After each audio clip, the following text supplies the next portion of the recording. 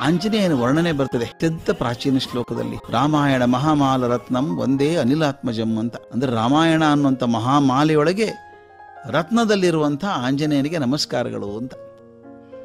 ನಿಜವಾಗಿಯೂ ಹನುಮಂತ ಉಜ್ವಲವಾದ ರತ್ನ ಇದ್ದ ಹಾಗೆ, ಭಕ್ತ ಶಿರೋಮಣಿ. ಉಳಿದವ್ರು ಹಾಗೆ ಬರೀ ನಾಮ ಜಪ ಮಾಡ್ಕೊಂಡು ಕೂತ್ಕೊಳ್ಳೋವನಲ್ಲ ಅವನು.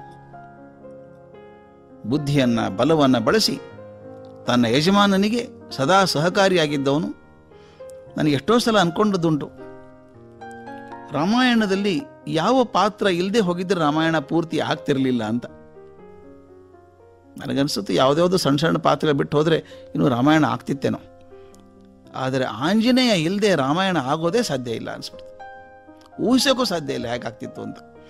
ಆತ ಬರೀ ರಾಮಭಕ್ತನಾಗಿ ಉಳಿಲಾರ್ದೇನೆ ಭಾರತದ ಜನತೆಯ ದೇವತೆ ಆಗಿದ್ದಾನೆ.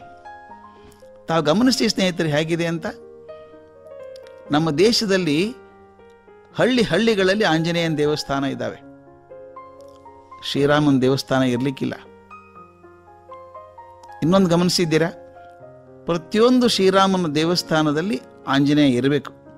ದಕ್ಷಿಣೇ ಲಕ್ಷ್ಮಣೋ ಯಸ್ಯ ವಾಮೇತು ಜನಕಾತ್ಮಜ ಪುರತೋ ಮಾರುತುರ್ಯಸ್ಯ ತಮ್ಮೊಂದೇ ರಘುನಂದನಂ ಅಂತ ಹೇಳಬೇಕು. ಮುಂದೆ ಆಂಜನೇಯ ಇರಬೇಕು. ರಾಮನ ದೇವಸ್ಥಾನದಲ್ಲಿ ಆಂಜನೇಯ ಖಂಡಿತವಾಗೂ ಇರಬೇಕು. ಆದರೆ ಆಂಜನೇಯನ ದೇವಸ್ಥಾನದಲ್ಲಿ ರಾಮ ಇರಬೇಕು ಅಂತಿಲ್ಲ. ಯಾಕೆ ಹೇಳ್ತೀನಿ ಅಂತಂದರೆ, ಶ್ರದ್ಧೆ, ಭಕ್ತಿ, ಔದಾರ್ಯ, ಉತ್ಸಾಹ, ಶಕ್ತಿ, ಧರ್ಮನಿಷ್ಠೆ, ವಿನಯ, ಜ್ಞಾನ ಇವೆಲ್ಲ ಗುಣಗಳಲ್ಲಿ ಹನುಮಂತನೇ ಸರಿ. ಇಂಥ ಹನುಮಂತ ಬಾಲ್ಯದಲ್ಲಿ ವಿಪರೀತ ಕಿಡಿಗೇಡಿಯಾಗಿದ್ದಂತೆ. ಕಿಡಿಗೇಡಿ ಅಂದರೆ ಅಸಾಧ್ಯ. ತನ್ನ ಕಪಿಚೇಷ್ಟೇನು ಸುತ್ತರೂ ಎಲ್ಲ ಹಬ್ಬತಿದ್ದ. ಋಷಿಗಳಿದ್ದರಲ್ಲ ಆಶ್ರಮದಲ್ಲಿ ತುಂಬ ತ್ರಾಸು ಕೊಡ್ತಿದ್ದಂಥವ್ರಿಗೆ. ಉತ್ತರಕಾಂಡದಲ್ಲಿ ಒಂದು ವಿವರಣೆ ಬರ್ತದೆ.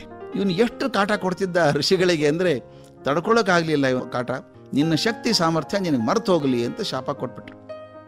ತಾಯಿ ಅಂಜನಾದೇವಿ ಗಾಬರಿ ಅಲ್ಲ, ಅಮ್ಮ ಮಗನ ಶಕ್ತಿನೇ ಅಡುಗೆ ಹೋಗಲಿ ಅಂದರೆ ಏನು ಮಾಡ್ತಾಳೆ ಪಾಪ. ಹೋಗಿ ಮತ್ತೆ ವಿಷಯಗಳು ಬೆಡ್ಕೊಂಡ್ಲಂತೆ. ಅವನು ಉಡಾಳ ಇದ್ದಾನೆ, ಗಲಾಟೆ ಮಾಡ್ತಾನೆ ಅಂತ ಕ್ಷಮಿಸ್ಬಿಡಿ ಅವನ್ನ, ಆದರೆ ಶಾಪ ಕೊಡಬೇಡಿ ಅಂತ ಕೇಳ್ಕೊಂಡ್ರು.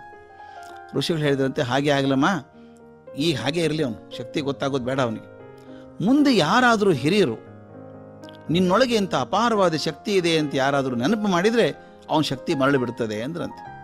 ಹೀಗಾಗಿ ಏನಾಯ್ತು ಗೊತ್ತಾ, ಪಾಪ ಹನುಮಂತ ಅಸಾಮಾನ್ಯ ಶಕ್ತಿವಂತನಾಗಿದ್ದರೂ ಆದ್ರೆ ತನಗೆ ಗೊತ್ತಿರಲಾರ್ದೇನೆ ಸುಗ್ರೀವನ ಹಿಂದೆ ಅಲ್ಲಿತಾ ಇದ್ದ ಅವನ ಗುರು ರಾಜ ಅಂತ ಒಪ್ಕೊಂಡ್ರು.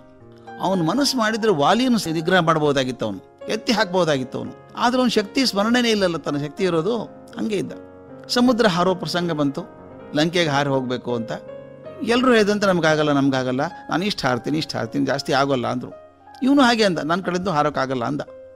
ಆಗ ಅಲ್ಲಿ ಕೂತಿದ್ನಲ್ಲ ಜಾಂಬು ಅಂತ, ಎಲ್ಲರಲ್ಲಿ ಹಿರಿಯಾದಂಥ ಜಾಂಬು ಅಂತ ಕರಡಿ, ಅವನು ಹೇಳ್ದ, ಆಂಜನೇಯ ನಿನ್ನ ಶಕ್ತಿ ನಿನಗೆ ಗೊತ್ತಿಲ್ಲಯ್ಯ, ಅಸಾಧ್ಯ ಶಕ್ತಿ ನಿಂದು ಅಂತ ಹಿಂದಿಂದೆಲ್ಲ ನೆನಪು ಮಾಡಿ ಋಷಿಗಳನ್ನು ಶಾಪ ಕೊಟ್ಟಿದ್ರು. ಆ ಶಾಪ ಮುಕ್ತಿ ಆಯಿತು. ಯಾವಾಗ ನಿನ್ನ ಶಕ್ತಿ ಅರಿವಾಯ್ತೋ ನಿನಗೆ ಗೊತ್ತಿಲ್ಲದಂಥ ಅಪಾರವಾದ ಶಕ್ತಿ ಮೇಲೆ ಬರ್ತದೆ ಅಂತ ಉತ್ತೇಜನ ಮಾಡಿ ಅವನ ಶಕ್ತಿಯನ್ನು ಹೇಳ್ದ. ಆಗ ಎದ್ದ ನೋಡಿ ಆಂಜನೇಯ, ಹೋಗಿ ನಿಂತ್ಕೊಂಡ ಬೆಟ್ಟದ ಮೇಲೆ ದೇಹ ಬೆಳೆಸಿದ. ಬೆಳೀತು ಎಷ್ಟೋ ಯೋಜನೆ ಬೆಳೆದ್ಬಿಡ್ತು. ಎತ್ತಿ ಬಾಲವನ್ನು ನೆಲಕ್ಕೆ ಅಪ್ಪಳಿಸಿದ. ವಿವರ್ಧತ ಮಹಾಬಲಹ ಅಂತ ಹೇಳಿ ಗರ್ಜನೆ ಮಾಡಿದ. 100 ಯೋಜನೆ ಏನು 1000 ಯೋಜನೆ ಸಮುದ್ರ ಹಾರ್ತೀನಿ ಅಂತ ಹೇಳ್ದ. ಟಕ್ ಅಂತ ಹಾರಿ ಸೀತೆಯನ್ನು ಕಂಡು ಲಂಕೆ ಸುಟ್ಟುಬಿಟ್ಟು ಕಾರ್ಯ ಸಾಧನೆ ಮಾಡ್ಕೊಂಡು ವಾಪಸ್ ಬಂದ. ಈ ಕತೆ ನನಗೆ ಯಾಕೆ ನೆನಪಾಯಿತು?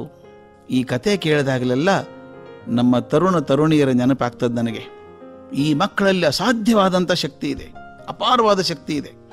ಯಾವ ಸಾಧನೆಯನ್ನಾದರೂ ಮಾಡೇ ಮಾಡ್ತಾರೆ ಅವರು. ಯಾವ್ಯಾವುದೋ ಕಾರಣಗಳಿದ್ದ ನಾವು ಅವ್ರ ಬಾಲ್ಯದೊಳಗೆ ಶ್ರದ್ಧೆಯನ್ನು, ಆತ್ಮವಿಶ್ವಾಸವನ್ನು, ಉತ್ಸಾಹವನ್ನು ತುಂಬಲಿಲ್ಲ. ಮತ್ತೊಬ್ಬರ ಜೀವನ ತೋರಿಸಿ ನೀನು ಅವರಂಗಾಗು ಅವರಂಗಾಗು ಅಂತ ಹೇಳಿ ಮತ್ತೊಬ್ಬರಂಗೆ ಆಗೋಕೆ ಹೇಳಿದ್ವಿ ಹೊರತಾಗಿ ನಿನ್ನ ಶಕ್ತಿಯನ್ನು ಬೆಳೆಸ್ಕೋ ಅಂತ ಹೇಳಿಲ್ಲ.